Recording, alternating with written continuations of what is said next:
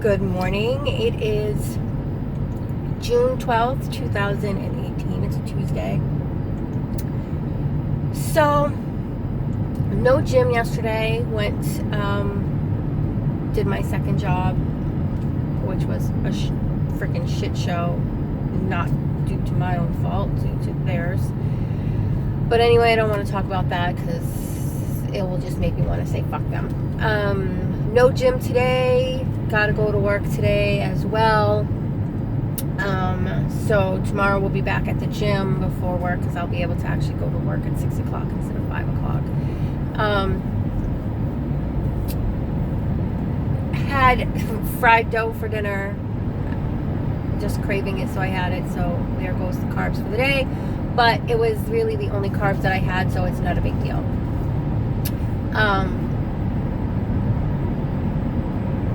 I want to touch base on disappointment and relationships and what have you.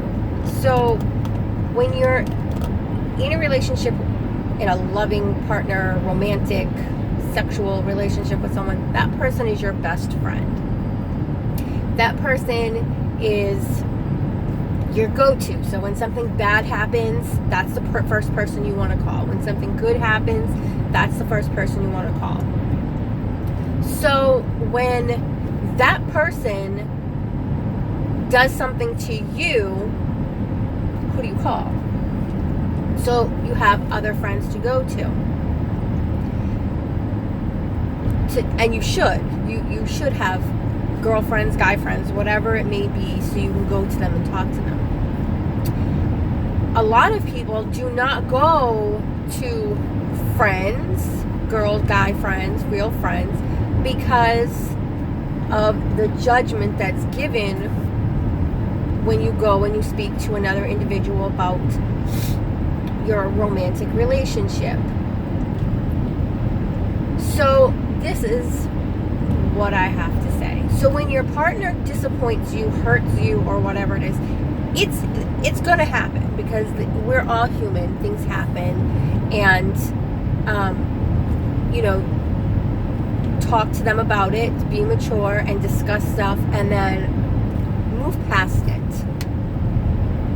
The only time it should be an issue is if you are constantly talking about the same subject to this individual over and over and over again, and you've told them this hurts, and they're not getting it, and they continue those same actions.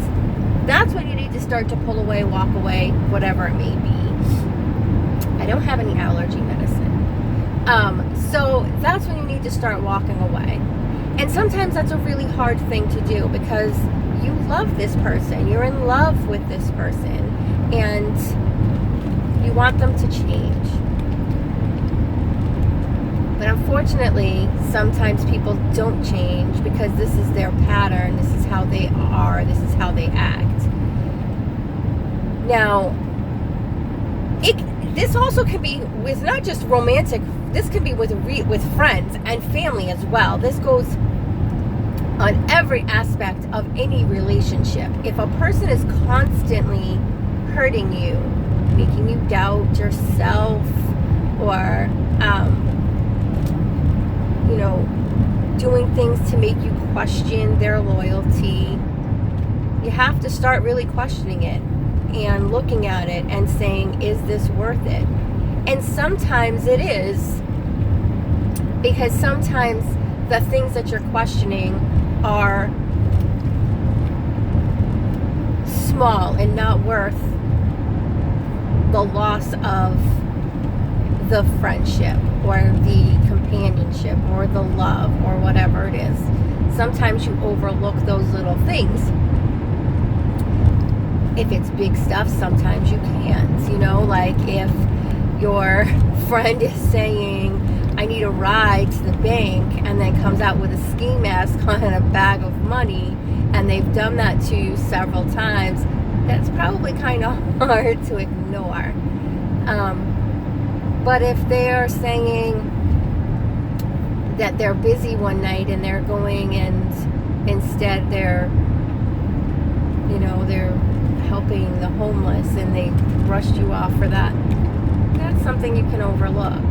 So there's just certain aspects of it, but you just have to really take a big look at the picture of the relationship with this individual.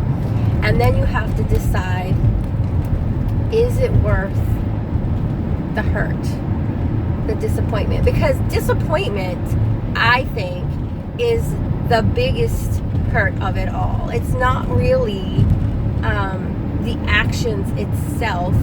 It's the expectations that we have put on the other individual, and when they don't meet those expectations, that's what hurts. Not necessarily the actual actions that the individual is doing. You expect your friend, to be there when you need them. You expect your partner not to cheat. You expect your parents to always have your back. You expect family and friends to be on your side and choose you regardless. Even if you are wrong, you expect that. You expect them to be honest with you, saying, nah, you're wrong, but I'm still choosing you, but you're wrong. You expect that. So when they don't do those things, that's what hurts. And so you have to look at what your expectations are. Are they too high for individuals? Because are your expectations for yourself too high? Because we all have flaws, we all have problems, we all have issues. And so with that, you have to take that into consideration. So when somebody breaks those expectations, you have to think about, where do you put them in your life? As a parent, I know, and I've talked about this before, my expectations for my children were so high that it was disappointing when they didn't meet them. But that was my expectations. It wasn't their own expectations of themselves. That was my expectations for them. And I know every parent does it. Did I, call them a loser? No, never that. Because I love my children, and I know that, despite what I was expecting of them, they're doing what they should be doing, and they're meeting, they're doing what's best for them, and that's all I can be happy for, But as a parent, I expected them to be at a certain level, and based on how I raised them, what I showed, what I did, and when it didn't come through, it was disappointing. But that was my expectations for them, not their expectations for themselves. So therefore, I cannot be disappointed in them, because they're doing what they're supposed to be doing for themselves, to make themselves happy. So that's the difference, and we just have to keep that mindful when we are being disappointed, when we're sad, when we're hurt from what somebody else did. Is your expectation realistic? Is it really something that they can live up to? Or are you putting too much on this one individual? I know I have a problem with that, because I hold myself to exceptional levels. I find it hard to not project those expectations on others, and then when they don't meet them, I kind of pull back from them, and that's my own flaw, because not everybody can meet up to where I'm at. And not saying that I'm better than everybody, but not that everybody doesn't hold themselves up that high. And so to be the perfectionist, and so because I aim to be a perfectionist, my standards or my levels of low, there is no low in my book. It's either I'm doing it or I'm not doing it, or I am with it or I'm not with it. There is no gray area with me. So it makes it hard because I project that on other people, and I have to always remember to pull back. So that's what I have to say for today. So you know what I say, the best investment you can make is an investment in you. What are you investing in you today? Well, today I am investing growth and my second job.